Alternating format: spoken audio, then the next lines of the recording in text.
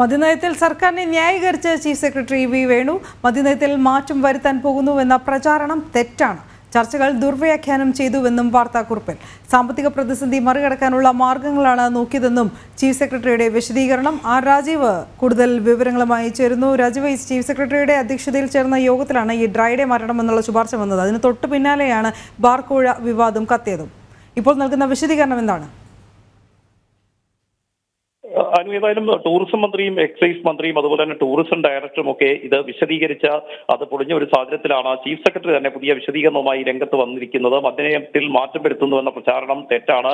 ഈ ചർച്ചകൾ ദുർവ്യാഖ്യാനം ചെയ്തിരിക്കുകയാണെന്ന് ചീഫ് സെക്രട്ടറി ചൂണ്ടിക്കാണിക്കുന്നു. ഉദ്യോഗസ്ഥ തലത്തിൽ ചില ചർച്ചകൾ മാത്രമാണ് നടന്നിരിക്കുന്നത്, അല്ലാതെ ഒരു അന്തിമമായ തീരുമാനത്തിലേക്ക് ഇതുവരെ എത്തിയിട്ടില്ല. മാത്രമല്ല, നേരത്തെ പലതവണ ഈ യോഗങ്ങൾ ചേർന്നപ്പോൾ അതിലെല്ലാം ബാർ ഉടമകൾ ഉൾപ്പെടെ മുന്നോട്ട് വെച്ചിരുന്ന ആവശ്യമായിരുന്നു ഡ്രൈ ഡേ മാറ്റണമെന്നുള്ളത്. വർഷത്തിൽ 12 ദിവസം ഡ്രൈ ഡേ വരുന്നത് ടൂറിസം മേഖലയെ സാരമായി ബാധിക്കുന്നുണ്ട്. ടൂറിസം കോൺഫറൻസുകൾ ഉൾപ്പെടെ കേരളത്തിൽ നിന്ന് മാറ്റപ്പെടുന്ന ഒരു സാഹചര്യമുണ്ട്. അതുകൊണ്ട് ഡ്രൈ ഡേ ഒഴിവാക്കണമെന്ന ഒരു ആവശ്യം നേരത്തെ ബാർ ഉടമകൾ ഉൾപ്പെടെ മുന്നോട്ട് വെച്ചിരുന്നു. ഏതായാലും ഇത് ടൂറിസത്തെ ബാധിക്കുന്നുണ്ടോ എന്ന് പരിശോധിക്കാനായി താൻ ടൂറിസം ഡയറക്ടർക്ക് നിർദ്ദേശം നൽകിയെന്നാണ് ചീഫ് സെക്രട്ടറി പറയുന്നത്. അതുമായി ബന്ധപ്പെട്ട ചില ചർച്ചകൾ മാത്രമാണ് നടന്നിരിക്കുന്നത്, അല്ലാതെ ഇതുമായി ബന്ധപ്പെട്ട അന്തിമമായ ഒരു തീരുമാനത്തിലേക്ക് ഇതുവരെ എത്തിയില്ല എന്നാണ് അദ്ദേഹം ഇപ്പോൾ ന്യായീകരിക്കുന്നത്. നേരത്തെ ഇതുമായി ബന്ധപ്പെട്ട തെളിവുകൾ പുറത്തു വന്നത് സർക്കാരിനെ വലിയ രീതിയിൽ പ്രതിരോധത്തിലാക്കിയിരുന്നു. പ്രത്യേകിച്ചും ടൂറിസം ഡയറക്ടറുടെ നേതൃത്വത്തിൽ നടന്ന യോഗത്തിൽ മദ്യനയം മാറ്റുന്ന ഉൾപ്പെടെയുള്ള കാര്യങ്ങൾ ചർച്ചയാവുകയും അതിനുശേഷം കൊച്ചിയിൽ ബാർ ഉടമകൾ യോഗം ചേർന്ന ഈ പണപ്പിരിവ് നടത്തുകയും ചെയ്ത സംഭവം സർക്കാരിനെ വലിയ പ്രതിരോധത്തിലാക്കി.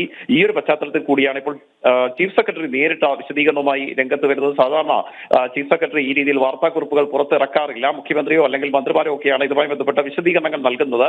പക്ഷേ കഴിഞ്ഞ 2 ദിവസങ്ങളായി ടൂറിസം മന്ത്രിയും അതുപോലെ തന്നെ എക്സൈസ് മന്ത്രിയും ഇത്തരമൊരു ചർച്ച നടന്നിട്ടില്ല, മദ്യനയത്തിൽ മാറ്റം വരുത്താൻ തീരുമാനിച്ചിട്ടില്ല എന്ന് വ്യക്തമാക്കിയിരുന്നു. പക്ഷേ അതുമായി ബന്ധപ്പെട്ട കൂടുതൽ തെളിവുകൾ പുറത്തു വന്നത് സർക്കാരിനെ പ്രതിരോധത്തിലാക്കി. ടൂറിസം ഡയറക്ടറുടെ വാദങ്ങളും കഴിഞ്ഞ ദിവസം പൊളിഞ്ഞിരുന്നു. ഇന്ന് ബാർ ഉടമകൾ നേരത്തെ മുന്നോട്ട് വെച്ചിരുന്നത് ഈ കെട്ടിട നിർമ്മാണത്തിന് വേണ്ടിയാണ് ഇത്തരത്തിൽ പണപ്പിരിവ് നടത്തിയത് എന്നാണ്. എന്നാൽ അതും പൊളിഞ്ഞ ഒരു സാഹചര്യത്തിലാണ് ചീഫ് സെക്രട്ടറി വൈകിട്ടോടുകൂടി വാർത്താക്കുറിപ്പ് പുറത്തിറക്കിയിരിക്കുന്നത്. ഞാൻ നേരത്തെ സൂചിപ്പിച്ചതുപോലെ അസാധാരണമായ ഒരു നടപടിയാണ് ചീഫ് സെക്രട്ടറിയുടെ ഭാഗത്ത് നിന്ന് ഉണ്ടായിരിക്കുന്നത്. സർക്കാരിനെ ന്യായീകരിച്ചുകൊണ്ട് തന്നെയാണ് ചീഫ് സെക്രട്ടറിയും രംഗത്ത് വന്നിരിക്കുന്നത്. അനു.